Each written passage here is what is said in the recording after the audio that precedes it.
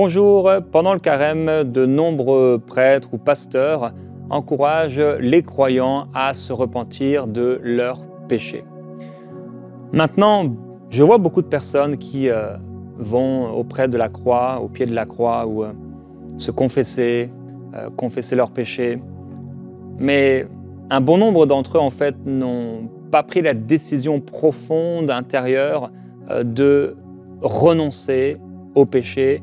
Et beaucoup d'eux, en fait, ne le font que simplement pour apaiser un peu leur conscience pendant un temps. Si nous confessons nos péchés simplement pour avoir pour un temps une conscience un peu apaisée, mais que nous ne prenons pas la décision radicale, profonde, intérieure d'abandonner notre péché et de renoncer à notre péché, mais si quelque part au fond de nous, il y a encore cette petite voix qui dit « mais de toute façon c'est bon, tu le feras encore demain », eh bien, nous ne nous sommes pas réellement repentis. La repentance, la vraie repentance, amène le salut. La vraie repentance amène une totale délivrance. Il n'y a aucun péché que le Seigneur Jésus ne peut pardonner et il n'y a aucune addiction, aucun péché, aucun joug dont le Seigneur ne pourrait pas délivrer quelqu'un. Christ nous a affranchis, nous a libérés pour qu'on puisse vivre la vraie liberté. Et la terre attend, avec un ardent désir, la révélation des fils de Dieu qui goûtent à la glorieuse liberté. C'est cette glorieuse liberté des enfants de Dieu qui nous est promise dans la parole de Dieu. Et je prie que vous puissiez goûter à cette glorieuse liberté. Et avant d'entrer dans le sujet et le titre un peu particulier, « N'adore pas le cadavre de Jésus », j'aimerais qu'on se rappelle un instant avec ce chant ce qu'il a fait pour nous. La souffrance, le prix payé, nos péchés portés, et que nous puissions simplement dire « Seigneur, tu l'as fait pour moi ». Et pendant ce chant, remercie le Seigneur Jésus de ce qu'il a fait pour toi. Amen. Même si la croix devenait ton fardeau, le poids de ce monde l'oublie dans le tombeau, pour essuyer toute larme et tout sanglot. Je sais que pour moi tu l'as fait. Je sais que pour moi tu l'as fait. Même si la croix devenait ton fardeau, le poids de ce monde l'oublie dans le tombeau, pour essuyer toute larme et tout sanglot. Je sais que pour moi tu l'as fait. Je sais que pour moi tu l'as fait. Je sais que pour moi tu l'as fait. Je sais que pour moi tu l'as fait. J'ai eu l'occasion plusieurs fois de parler avec des personnes âgées et le souvenir me vient à l'instant. Et je leur parlais du fait de renoncer à leurs péchés et de donner leur vie au Seigneur Jésus-Christ. Et je me souviens particulièrement de deux femmes qui étaient âgées.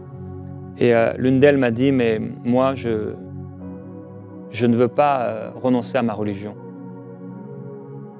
Et elle voulait aller dans le même endroit où son mari était allé, sans savoir dans quel endroit il avait été, mais après sa mort.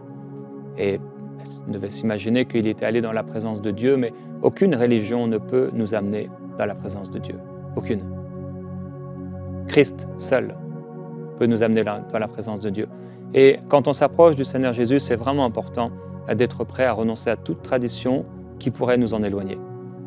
Si vous avez soif du Seigneur Jésus-Christ et que vous écoutez ma voix aujourd'hui, si vous avez faim de Dieu, si vous voulez le connaître, si vous voulez vivre pour lui et si vous voulez vraiment, avoir cette révélation de Jésus-Christ vivant, soyez prêts à renoncer à toute pratique, à toute chose qui pourrait en réalité vous éloignez de lui. Je vais vous amener dans un passage dont on parle très peu. Vraiment, je n'ai jamais entendu de prédication sur ce passage. Ça se trouve dans le livre de Jude, donc à la fin du Nouveau Testament, dans le livre de Jude au chapitre 1 et au verset 9. Très intéressant ce qu'il est écrit ici. « Or, l'archange Michael, lorsqu'il contestait avec le diable et lui disputait le corps de Moïse, n'osa pas porter contre lui un jugement injurieux, mais il dit que le Seigneur te réprime. » Ici, c'est surtout la première partie du verset, cette révélation qui nous est donnée ici par Jude, que l'archange Michael, entre guillemets, s'est disputé le corps de Moïse avec Satan. Satan voulait récupérer, quand Moïse est mort, le corps de Moïse. Vous vous souvenez que pendant 40 ans, donc Moïse a été le libérateur d'Égypte, bien sûr c'était le Seigneur, et il a traversé les eaux avec son bâton, il a frappé les eaux, il a accompagné le peuple dans le désert pendant 40 ans, extraordinaire vraiment. Le ministère de Moïse, il a été sur la montagne, la présence de Dieu, il a vécu un jeûne surnaturel, sans boire ni manger pendant 40 jours, il a reçu les 10 commandements, et on en reviendra peut-être tout à l'heure sur les 10 commandements. Et à un moment, donc, voilà, le Seigneur lui dit c'est la fin, et Moïse s'en va. Le corps de Moïse reste sur la terre. Et la Bible nous révèle ici que le corps de Moïse resté sur la terre, Satan veut le corps de Moïse. Et il y a un ange qui est obligé d'intervenir pour que le diable ne puisse récupérer ce corps. Mes amis, qu'est-ce que le diable voulait faire avec le corps de Moïse d'après vous? Il voulait en faire un corps d'idolâtrie. Il voulait en faire une idole. Je peux vous dire avec conviction ce qui se serait passé si le diable avait pu garder son corps. Ce corps serait devenu une idole. Et de la même façon qu'ils transportaient l'arche de l'Alliance avec la manne, etc., eh bien, ils auraient transporté le corps de Moïse et ils en auraient fait une idole. On ne sait pas pourquoi, mais à cause du péché, comment les hommes sont habiles et facilement portés vers l'idolâtrie.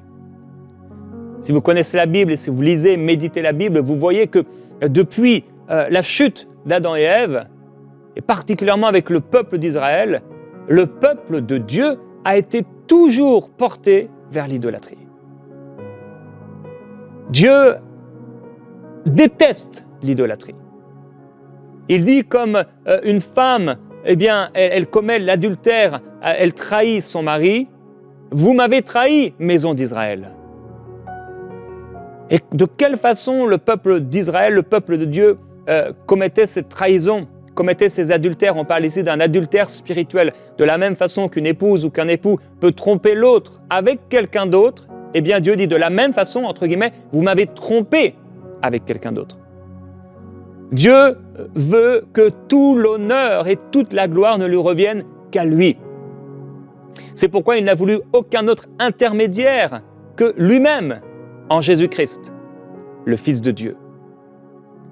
Et nous voyons dans tout l'Ancien Testament, et ça continue dans les Actes, l'apôtre Paul se retrouve à un moment dans cette ville, et là il voit tout un tas d'idoles, et même une idole qui porte l'inscription à un Dieu inconnu. Ils avaient tellement peur de rater un Dieu que, eh bien, au cas où on ne connaît pas son nom, voilà, cette idole sera pour lui.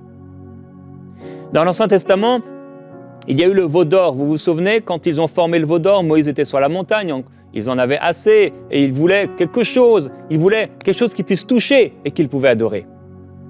Ils ont fait un veau d'or, ils ont dit, il en est sorti ce veau d'or. Bon.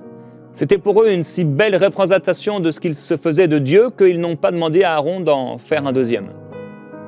Et ils ont adoré ce veau d'or, et ils ne disaient pas que c'était un autre Dieu, ils disaient que c'était l'Éternel, le Dieu qu'ils avaient fait sortir d'Égypte. Donc pour eux, ils étaient en train d'adorer Dieu en adorant cette idole, ce veau d'or. Mais Dieu a détesté cela. Lorsque Moïse était sur la montagne, pendant qu'eux étaient en train de se former ce veau d'or, cette idole, Dieu lui a donné les 10 commandements. Et j'ai été surpris un jour de lire dans une Bible qu'on avait enlevé dans cette Bible le verset 4. C'était étrange. Alors que dans toutes les autres Bibles, le verset 4 était là, et il l'est dans les textes. Dieu dit, premièrement, « Tu n'auras pas d'autre Dieu devant ma face » ou sur ma face, c'est-à-dire en face de moi ou en plus de moi. Beaucoup de personnes ne réalisent pas qu'en fait, ils ont des idoles en plus de Dieu. Dieu veut être le seul et l'unique qui est adoré. Dieu veut être la seule personne qu'on ne voit pas, on va dire, avec qui on parle. Dieu veut être le seul qui remplit nos cœurs, le seul vers qui nos cœurs sont portés, en adoration, en louange, en prière. Tu n'auras pas d'autre Dieu devant ma face, tu ne te feras pas de statue, ni de représentation quelconque de ce qui est en haut dans le ciel, de ce qui est en bas sur la terre, et de ce qui est dans les eaux plus bas que la terre. Alors, ici on pourrait se dire, mince, alors je n'ai peut-être pas de statue, mais je suis un dessinateur, je vais dessiner des poissons. Est-ce que Dieu va me condamner à cause de cela? Non, puisqu'il y a le texte juste après, donc le verset suivant, qui va expliquer ce que ça veut dire. Tu ne te prosterneras pas devant elles et tu ne leur rendras pas de culte, car moi, l'Éternel, ton Dieu, je suis un Dieu jaloux qui punit la faute des pères sur les fils jusqu'à la 3e et à la 4e génération. Dieu est en train de parler ici d'idolâtrie, du fait de faire une statue ou une représentation de quelque chose qui est dans les cieux, qui s'est passé ou pas, ou d'un animal, d'une créature, et de se prosterner ou de rendre un culte à cette chose-là. Quand le peuple d'Israël était devant ce veau d'or, pour eux c'était simplement une représentation de l'Éternel, de Dieu. Mais Dieu a détesté cela. Aujourd'hui, je voudrais t'encourager à ne pas adorer le cadavre de Jésus-Christ parce que le cadavre de Jésus n'existe pas. Jésus n'est pas mort, il est vivant. Il est ressuscité d'entre les morts. Le diable, Jude, nous révèle qu'il a voulu récupérer le corps de Moïse parce que de la même façon, comme je l'ai dit, qu'on transportait l'arche de l'Alliance, on allait transporter le corps de Moïse. Et Moïse serait devenu un Dieu pour le peuple. Comme on a fait de certains hommes et femmes de Dieu des dieux, qu'on adore, qu'on prie, à qui on parle alors qu'ils sont morts. Et dans la parole nous montre comment Dieu trouve que c'est une abomination le fait de parler à un mort. Il n'y a aucun mort et aucun saint dans la Bible à qui on a le droit de parler. On peut parler à Jésus-Christ parce qu'il est vivant. À Dieu parce qu'il est vivant. Et frères et sœurs, je voudrais vous encourager à ne pas vous attacher à des traditions qui sont contraires à la Bible. Et c'est pourquoi, oui, mon peuple périt faute de connaissance. Dieu dit dans le livre de Jérémie, en parlant justement de ce passage, Jérémie chapitre 3, verset 20, qui nous dit, oui, comme une femme trahit son amant, vous m'avez trahi, maison d'Israël. Il parle de ces personnes et c'est étonnant de voir que le peuple d'Israël n'a aucune conscience que ce qu'il fait est mal. Ils disent qu'ils ne font rien de mal. Dieu dit, mais à tout cela, tu réponds, je suis innocente. Et Dieu dit, parce que tu dis, je n'ai pas péché. Il dit quoi à propos des rois, des ministres, des sacrificateurs, des prophètes, des gens religieux? Eux qui disent au bois, tu es mon père, et à la pierre, tu m'as engendré. Des personnes qui se tournent vers des idoles. Il dit, mon peuple a doublement mal agi, ils m'ont abandonné, moi, la source d'eau vive, pour se creuser des citernes crevassées qui ne retiennent pas l'eau. Mon encouragement aujourd'hui pour vous, c'est de ne pas adorer quelqu'un d'autre et de ne pas prier quelqu'un d'autre et de ne pas vous approcher de quelqu'un d'autre dans la foi que Jésus-Christ vivant et ressuscité d'entre les morts.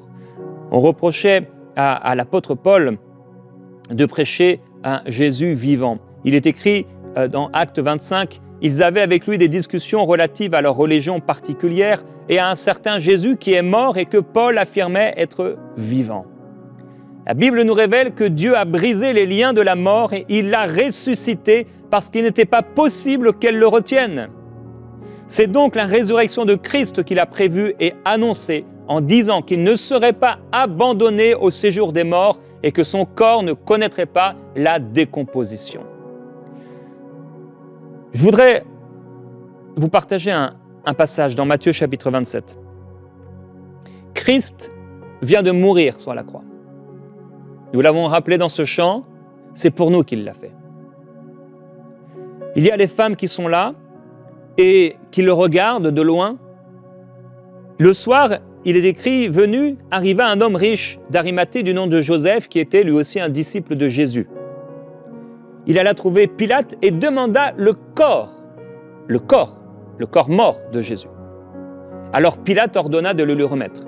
Joseph prit le corps, et on sait qu'il était avec Nicodème, Jean 19 nous le dit. Joseph va acheter un linceul également, Marc chapitre 15. Il va l'envelopper dans un drap de lin pur et le déposer dans un tombeau neuf. Mais avant cela, il est écrit dans Jean 19 que Nicodème, qui était allé voir Jésus de nuit, et Jésus lui a parlé de la nouvelle naissance, le seul moyen d'être sauvé. Nicodème apporta un mélange d'environ 30 kilos de myrrhe et d'aloès. Ils prirent donc le corps de Jésus et l'enveloppèrent de bandelettes avec les aromates, comme c'est la coutume d'ensevelir les Juifs. Et puis, ils vont rouler une grande pierre à l'entrée du tombeau et s'en aller. Il est écrit dans Matthieu 27, 61, « Marie de Magdala et l'autre Marie étaient là, assises vis-à-vis du tombeau. » Mais quand Joseph dépose le corps de Jésus dans le tombeau, il est écrit quoi? Il roula une grande pierre à l'entrée du tombeau et il s'en alla.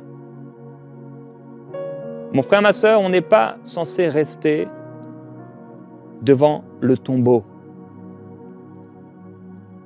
On n'est pas censé rester là, assis ou assise vis-à-vis du tombeau et de Jésus mort, et de commencer à adorer le cadavre de Jésus. Parce qu'il n'y a pas de cadavre de Jésus. Joseph va prendre le corps de Jésus. Et vous voyez comment, par exemple, lorsqu'on a retrouvé apparemment une partie du linceul de Jésus, avec son image, cet objet, comme beaucoup d'autres objets, sont devenus des idoles. Combien de personnes ont des objets religieux dans leur vie? Mais si Dieu est Dieu et si Jésus-Christ est vivant, nous n'avons besoin d'aucun objet pour s'approcher de lui. C'est quand on a un Dieu qui est mort qu'on a besoin de fabriquer des choses, des statues, des objets pour nous rapprocher de lui, parce qu'en fait, c'est comme un point de contact avec ce Dieu, avec cette idole. Mais parce que Jésus-Christ est vivant et ressuscité d'entre les morts, nous n'avons plus besoin d'objets, nous n'avons pas besoin de veaux d'or, nous n'avons pas besoin de statues pour pouvoir s'approcher de Jésus-Christ. Nous sommes libérés de tout cela. Le but n'est pas de parler contre le fait d'avoir Jésus sur une croix. Le but c'est, est-ce que le fait d'avoir Jésus sur la croix, est-ce que le fait d'avoir des objets dans ta maison, dans ta vie, font en sorte que ça devient des objets de superstition et qu'en réalité, tu n'as jamais réussi à toucher le cœur de Jésus-Christ et ton cœur est porté vers des objets, vers des choses. Tu te repens de tes péchés, mais en réalité, tu ne les as jamais vraiment abandonnés, tu n'y as jamais vraiment renoncé. est-ce que tu te formes à veau d'or, que tu appelles Dieu, que tu appelles Éternel, que tu appelles Jésus? Mais en fait, Jésus-Christ n'est pas entré dans ton cœur. Il est écrit dans Marc 16, lorsque le sabbat fut passé, Marie de Magdala, Marie la mère de Jacques et Salomé achetèrent des aromates afin d'aller embaumer Jésus. Et elles se disaient entre elles, qui nous roulera la pierre qui ferme l'entrée du tombeau? Elles voulaient embaumer le cadavre, le corps de Jésus. Mais la mort ne pouvait le retenir. Jésus n'est plus sur la croix. Jésus-Christ est ressuscité d'entre les morts. Jésus-Christ nous a libérés du pouvoir du péché et de la mort. Et dans le livre d'Osée, Dieu dit « Mon peuple est enclin à l'inconstance envers moi. On les appelle vers celui qui est en haut, mais aucun d'eux ne se lève. » Et dans le livre d'Osée, nous voyons que Dieu dit « Israël était une vigne envahissante qui produisait du fruit. Mais plus ses fruits étaient abondants, plus il a multiplié les autels, plus son pays était beau, plus il a embelli les stèles. Leur cœur est partagé. Ils vont emporter la culpabilité, l'Éternel renversera leurs autels, détruira leurs stèles. » Et maintenant ils disent « Nous n'avons pas de roi. » En réalité, il y a beaucoup de choses dans les églises qui empêchent les gens de connaître Jésus-Christ. Beaucoup d'objets qui sont ni plus ni moins des idoles. Des objets qu'on porte et qu'on a, parce qu'en fait, Jésus n'est pas assez proche. Si Jésus vit en moi, je n'ai pas besoin d'une représentation de qui il a été lorsqu'il est mort pour moi, parce qu'il vit en moi. Si je suis ami avec quelqu'un, je ne vais pas transporter avec moi son cercueil,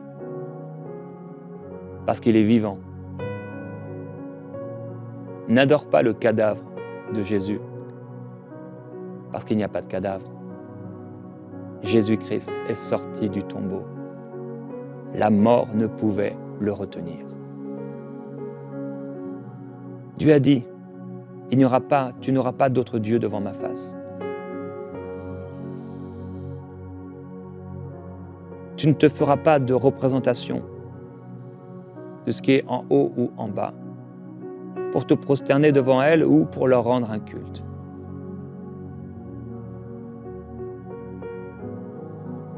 Dieu veut plus pour toi. Que tu sois obligé de faire des prières à des morts, de te prosterner devant des statues, de porter des objets, des médaillons, comme si c'était un porte-bonheur. Et en fait, cette idolâtrie et ce culte que tu rends se voit par la manière dont cette chose t'est précieuse. Si tu ne l'avais plus, tu la rechercherais partout.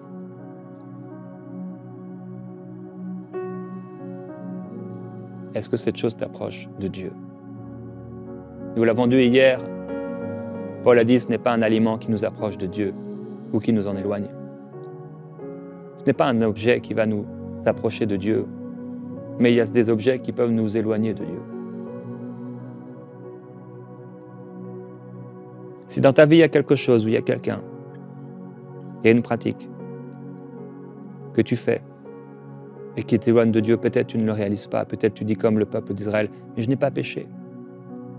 Mais Dieu dit, regarde tes pas dans la vallée. Reconnais que c'est une chose amère de t'éloigner de moi. Et si dans ton cœur aujourd'hui tu réalises que tu t'es éloigné du Seigneur Jésus-Christ, d'une foi unique, uniquement tournée vers Dieu, mais que ta foi elle s'est départagée en un saint un tel, saint une telle, Il y a un saint pour la protection de ta maison. Il y a un saint pour la protection de tes enfants. Il y a un saint pour tes finances. Il y a un saint pour ta santé. Il y a un saint pour ce mort. Il y a un saint pour ton mariage. Il y a un saint pour ton déménagement. Mon frère, ma sœur, il n'y a que Jésus-Christ. C'est la prédication de Jésus-Christ. Le seul médiateur entre Dieu et les hommes est Jésus-Christ. Et tu peux te débarrasser de tout le reste afin que ton cœur ne soit plus partagé. Alors dis à Dieu. Tu peux répéter après moi cette prière de tout ton cœur, à haute voix. Dieu, je te demande pardon pour toutes les idoles dans ma vie, tous ces objets où quelque part mon cœur a voué une forme d'adoration, une forme de culte. À partir d'aujourd'hui, je renonce à l'idolâtrie. Je renonce à toute forme d'idolâtrie. Que ce soit des objets religieux, que ce soit d'autres objets ou des addictions qui seraient dans ma vie. Je renonce à ces choses. Je refuse d'être esclave de ces choses. Je ne me prosternerai pas devant ces choses. Je refuse les veaux d'or dans ma vie, quel qu'en soit leur nom. Je refuse de prier les morts. Je refuse de parler à des morts. Je refuse de pratiquer ce qui est contraire à la parole de Dieu et qui est écrit noir sur blanc. Je choisis le salut. Je choisis la vérité. Priez cette prière. Père, je te demande de m'ouvrir les yeux. Fais-moi comprendre ce que tu as voulu me dire aujourd'hui. Au-delà des mots et des paroles de Jérémie, fais-moi comprendre. Fais comprendre à mon cœur. Fais connaître à mon cœur la vérité. Père, je ne veux pas suivre un homme. Je veux suivre ton esprit, ta parole. Et je te demande de te révéler à mon cœur par ton esprit. Je ne veux pas être dans la confusion, mais je veux être dans mon cœur, pur devant toi, assis dans ta parole. Je veux te connaître et vivre pour toi. Je suis prêt à me débarrasser de tout objet d'idolâtrie, de tout objet de superstition, de tout objet à qui je rends un culte ou un honneur particulier. Jésus-Christ, je n'adorerai pas ton cadavre ou ce qui le représente. Je n'adorerai pas une statue de bois, de pierre qu'on fait avec les mains, qu'on fabrique avec les hommes. Mon cœur sera porté vers toi. Je refuse tout objet que les hommes fabriquent pour pouvoir contrôler, dominer les peuples et les nations, comme s'il fallait aller dans un endroit particulier pour t'entendre et recevoir de toi. Tu as dit que nous sommes dans le temps où le Père recherche des adorateurs en esprit et en vérité, et qu'il n'y a plus besoin d'aller sur une montagne ou à Jérusalem pour te rencontrer. Je renonce à l'idolâtrie. Je renonce à toute forme d'occultisme, d'ésotérisme, de philosophie, de religion mensongère, de doctrine mensongère qui m'éloigne de toi. Au nom de Jésus-Christ, soyez libérés. Si maintenant vous avez dans votre maison des objets d'idolâtrie, jetez-les. comme dans les Actes des Apôtres, où ils ont jeté tous leurs objets. Jetez-les. Soyez libérés de tout cela. Et que votre cœur se tourne vers le Seigneur Jésus-Christ. Parlez au Seigneur Jésus-Christ et à lui seul. Ne vous adressez ni à un ange, ni à un esprit, ni à quelqu'un qui serait mort, mais adressez-vous seulement à Dieu, le Père, le Fils et le Saint-Esprit. Que la gloire du Seigneur repose sur vous. Si dans votre cœur vous cherchez réellement, refusez, abandonnez ces pratiques et tournez-vous seulement vers Jésus-Christ. Ouvrez la Bible, la parole de Dieu, et regardez dans les Écritures si ce que je dis est vrai ou faux. Et si vous avez des questions, vous pouvez également les poser en commentaire sur YouTube ou nous contacter. Que Dieu vous bénisse. Si vous avez un témoignage également, écrivez-nous à emcitv.com/témoignage. On se retrouve demain dans Prière inspirée.